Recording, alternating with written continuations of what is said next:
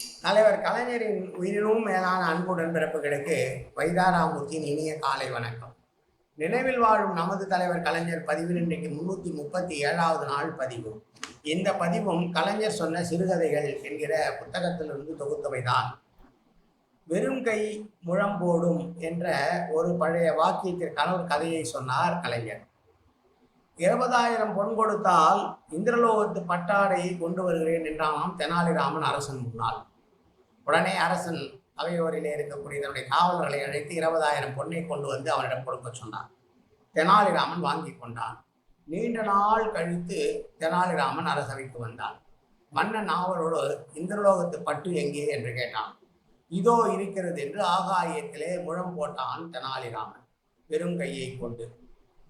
உடனே எங்கே பட்டு என்று கேட்டவுடனே தெனாலிராமன் சொன்னான், இந்த பட்டு கற்புடைய பெண்ணின் கணவருக்கு மட்டும்தான் தெரியும் என்று சொன்ன உடனே அவையில் இருக்கிற அத்தனை பேரும் என்ன செய்வது என்று தெரியாமல், அதோ தெரிகிறது பட்டு, இதோ தெரிகிறது பட்டு, ஆமாம் நன்றாக இருக்கிறது என்று ஆளுக்கு ஒரு விதமாக பட்டை பற்றி பேசினார்கள். காரணம், தங்கள் மனைவிகள் மீது குற்றச்சாட்டு வந்துவிடக்கூடாது அல்லவா என்பதற்காக.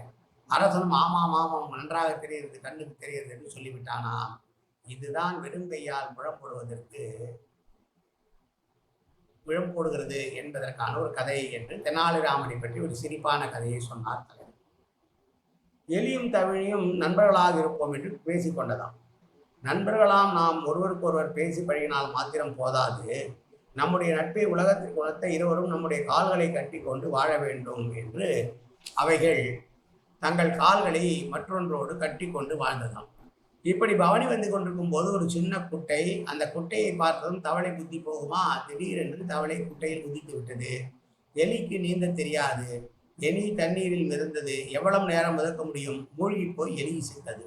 செத்து போன பிறகு அந்த நேரத்தில் வானத்தில் வட்டமிட்ட பருந்துவின் கண்களுக்கு குட்டையில் செத்து மிதக்கின்ற எலி தெரிந்தது. ஆகா, நல்ல தீனி கிடைத்தது என்று பருந்து வந்து ஒரே மூச்சாக கீழே பறந்து கொண்டு வந்து எலியை தூக்கி கொண்டு போனது.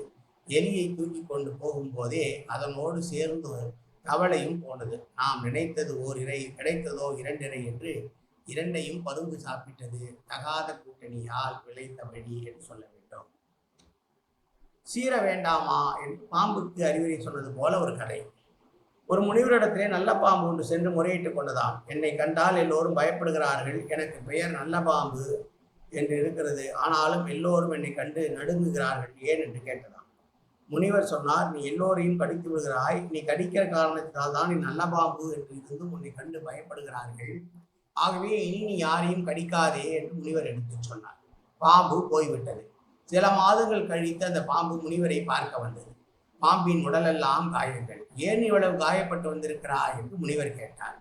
பாம்பு சொன்னது, உங்கள் சொற்படி நான் யாரையும் கடிக்காமல் இருந்தேன், அதனால் என்னை பார்த்தவர்களெல்லாம் அடி அடி என்று அடித்தார்கள், அதனால் ஏற்பட்ட காயங்கள் தான் இவை என்று கண்ணீர் வடித்தது.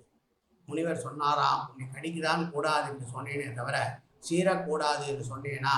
கடிக்க வேண்டாம், அதற்காக உன்னை அடிக்க வந்தவர்களை பார்த்து ஒரு சீறி இருந்தால் உன்னை கடிக்காமல் இருந்திருப்பார்கள் அல்லவா? நீ கடிப்பதை மறந்துவிடு, ஆனால் சீறுவதை மறந்து விடாதே என்று முனிவர் சொன்னாராம். அதே போலத்தான் நல்லவனாக இருக்கலாம், ஆனால் கோழைகளாக இருந்துவிடக்கூடாது. சாதுவாக இருக்கலாம், பரமசாதுவாக இருந்துவிடக்கூடாது. தீமைகளை கண்டு பொங்குகிற இதயம் நிச்சயமாக தேவை என்று சொல்லுகிறார்கள். கழுதையின் கதை. ஒரு அண்ணனும் தம்பியும் அவருடைய தொழில்துறைக்கு ஒரு கழுதையை ஓட்டிக்கொண்டு போனார்கள். அவர்கள் சலவை தொழிலாளர்கள். போகும்போதே 2 குறும்புக்காரர்கள் வேண்டுமென்றே அவர்கள் பின்னாலேயே போய் கொண்டிருந்தார்கள். என்னையா 2 பேரும் நடந்து போறீங்க, கழுதை சும்மாதானே போறது, மூத்தவனை உட்கார வைத்து கொண்டு இளைவன் கழுதை ஓட்டி கொண்டு போகக்கூடாதான்னு கேட்டான். உடனே மூத்தவனை கழுதை மேல் ஏற்றி உட்கார வைத்து இளைவன் ஓட்டி கொண்டு போனான். கொஞ்ச தூரம் போன உடனே அந்த குறும்புக்காரர்கள் மீண்டும் வந்து, மூத்தவனாக இருக்கிறையே, உனக்கு இரக்கம் இருக்கா, இளையவனை உட்கார வைத்து கொண்டு நீ தள்ளி கொண்டு போகக்கூடாதா என்று கேட்டார்கள்.